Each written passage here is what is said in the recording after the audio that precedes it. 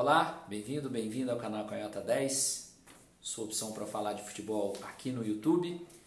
E vamos falar do reforço que está fazendo barulho aí e que a torcida do Botafogo está comemorando muito. O Glorioso anunciou o meio-atacante Honda, japonês de 33 anos. E claro, já se discute muito se é uma boa para o Botafogo ou não. E a gente tem que analisar no contexto do Botafogo essa contratação, obviamente. É um jogador que já não vive uma grande fase, que vem de uma passagem apagada por um discreto time da Holanda, já tem 33 anos de idade, mas é um jogador que está motivado ao mesmo tempo a buscar uma vaga na seleção japonesa para a Olimpíada que vai ser realizada no país dele, né, a Olimpíada de Tóquio, e que vai desfalcar o Botafogo nesse período, portanto, se isso acontecer. Então é um jogador que tem uma motivação de mostrar serviço e também de conquistar um novo mercado.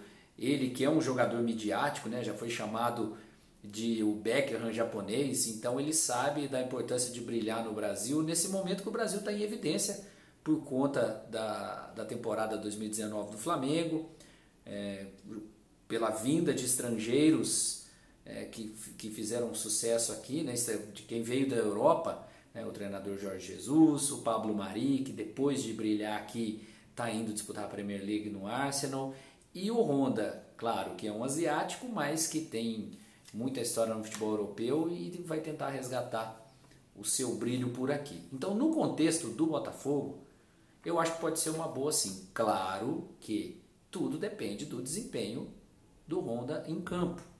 Essa é a parte mais óbvia.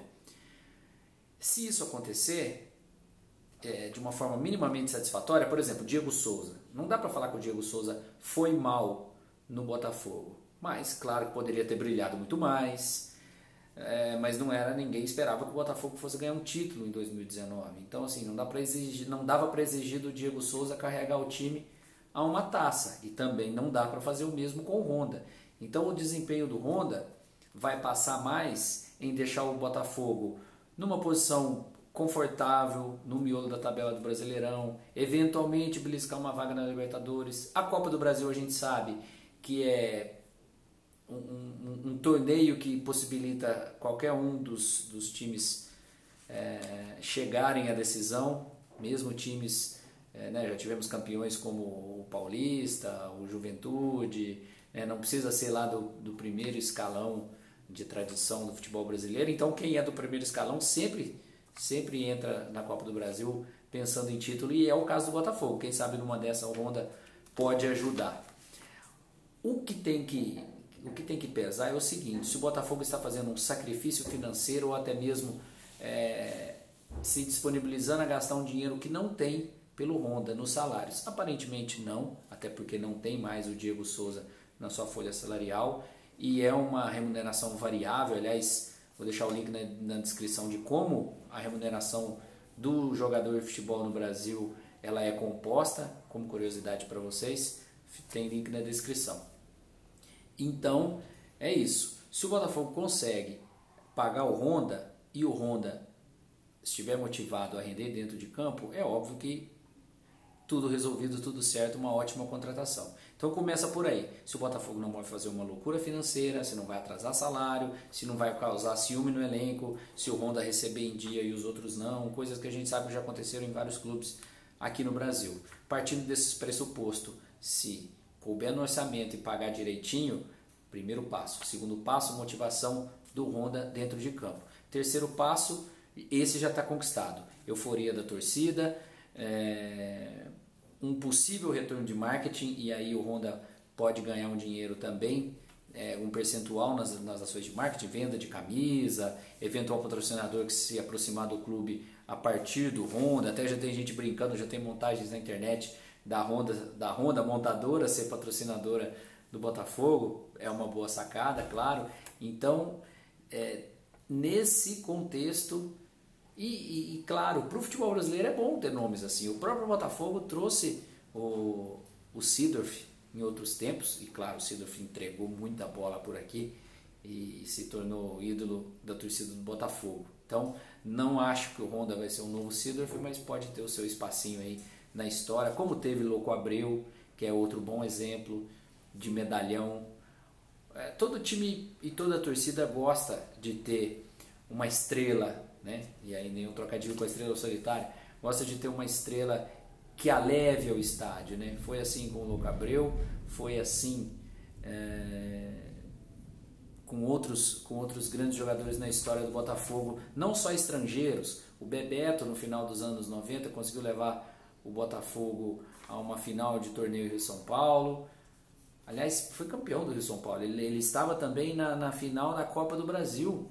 E nessa foi derrotado pelo Juventude. Mas não dá para dizer que o Bebeto foi mal no Botafogo. Teve alguns momentos de brilho ali. E, por outro lado, a gente sabe que às vezes um medalhão vem e não vinga, que foi o caso do Montilho, do argentino Montilho, que praticamente não jogou pelo Botafogo, pediu desligamento ainda no início da temporada. E uma curiosidade, já faz muito tempo isso, os mais antigos devem lembrar, o zagueiro uruguaio Hugo de León, que brilhou muito no Grêmio, passou pelo Botafogo no ano de 91, uma passagem discreta, rápida. Então também tem esses exemplos, claro, de que não dá certo. É melhor o torcedor usar exemplos históricos em relação a medalhão e não em relação a estrangeiro, porque o que o Botafogo colecionou de estrangeiro que jogou mal por lá é uma grandeza. Teve alguns medianos, mas, por exemplo, esperava-se muito de muitos deles, porque eles vêm por uma capacidade do time brasileiro de competir financeiramente com o resto do mercado latino-americano. Então alguns são apostas, alguns até têm algum brilhozinho nos clubes dos quais vieram, mas normalmente quando vem com um pouquinho mais de pedigree, vamos dizer assim, rende melhor. Foi assim com o Joel Carli, por exemplo, só o Montilho que decepcionou. E o Arévalo Rios, um tempo atrás, poderia ter sido melhor. Enfim, tem muitos exemplos que o exemplo do Honda seja um exemplo positivo de gringo que dá certo.